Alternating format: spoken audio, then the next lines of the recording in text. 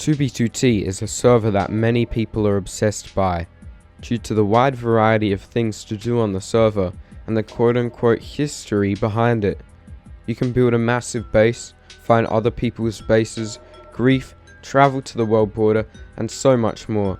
There are groups on the server that make infrastructure and others that tear it down. Anarchy is the true Minecraft experience. No claims to stop you, the freedom of Minecraft. It's the vanilla game. In a world of faction servers and mini games with barely any of that classic survival freedom, it's super entertaining to play on a server where there are no rules.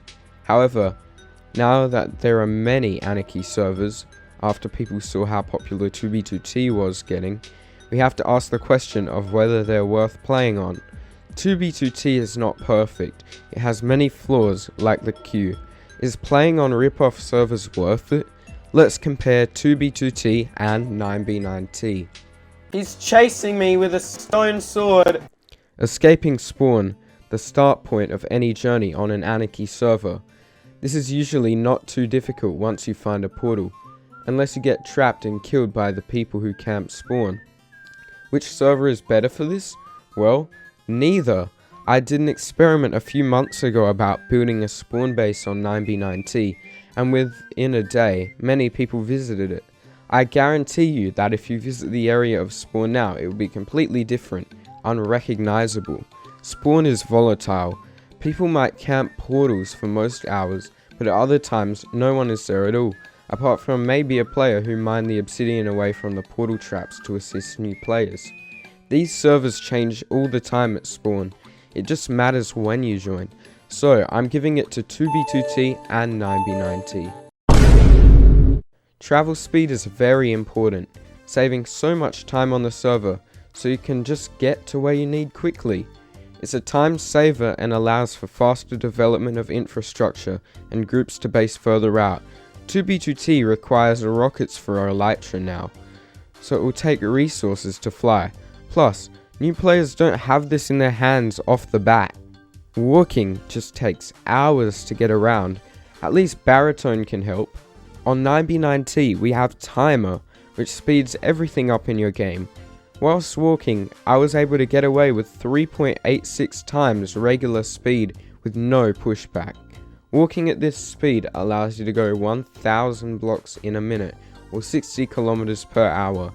If you turn on anti-hunger and sprint, you can reach 78 kilometers an hour.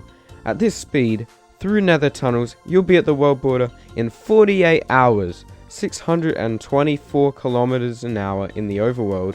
One of the issues is the chunk loading though, which may slow you down if you enter unrendered chunks, so let's say 50 hours to reach the world border. Also, remember to pair auto disconnect with baritone. Right now, I'm actually heading to the world border on my MacBook, as this video is being made on my PC. This is the power of baritone. By running the game minimized during classes, I estimate that I'll be at the world border in a week, counting the time I spend not online as well. So, 9b9t, you get this point.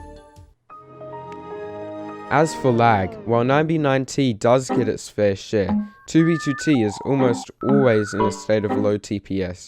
9b on the other hand usually reaches lows of only 16 TPS, and less players are online. 2b2t, you're laggy. Joining the server is a challenge on 2b2t. If you don't want to pay $240 a year to get priority queue, you'll end up waiting in queue for 7 to 12 hours. Even if you go to sleep and leave it overnight, what happens when you make it through queue and you're still asleep? Because people like me, they're a bit lazy, like whatever, it doesn't matter. And if you don't wake up before you get put into the server, you'll be logged out for being AFK. That's a nightmare to join, and the only workaround is money. 9b9t on the other hand lets you conveniently click on the server and you usually just get right in. It does have a queue server, but I haven't ever been in there for more than a minute, and the queue server lets you break and place blocks as normal. 9b9t is way easier to join and start your Anarchy journey, even as practice for 2b2t later down the line. A lot of new players join 9b9t. Checkmark. 2b2t is a more famous server. If you do something significant on 2b2t, you'll be known by a lot more people, gaining notoriety and maybe even being mentioned in a Fast Vincent 1 or South Sea 1 video, or just let FitMC over-exaggerate what you've done. 9b9t does have a community of legends, but they're lesser known than that of 2b2t. It also has a lot less YouTube content, so there might be grief megabases that haven't been documented yet, simply because it wasn't on 2b2t. Have a look, but 2b2t wins this one since it's way more popular. For infrastructure, 2b2t obviously has more.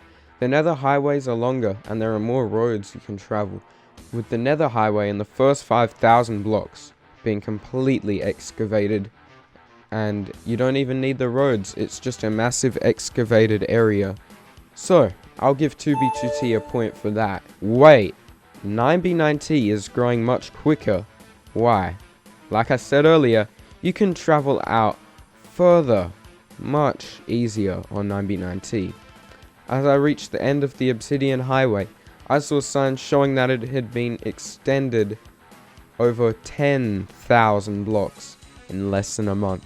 Not only that, but as people get further out, once they reach a lesser travelled road, they can choose to patch up the holes in it and widen the road as they go. The more people that travel a road, the better. There's even a baritone preset that patches the nether highway with spare blocks you find on the floor. And as you go hundreds of thousands of blocks, there will be tons of it left over from digging. As for the title of this video, which server is better, I think 2b2t is the real original thing, and that automatically makes it a better server. But if you want to easily join an anarchy server, and just start running fast off the bat, 9b9t might just be a great server to start with. And I love 9b9t for the fact that I can travel really far out and see signs left by people going insane on the nether highway, as well as seeing all of the various milestones. My name is Scally, and if you've never seen me before, trust me, you want to stay. Make sure to subscribe and you won't be disappointed.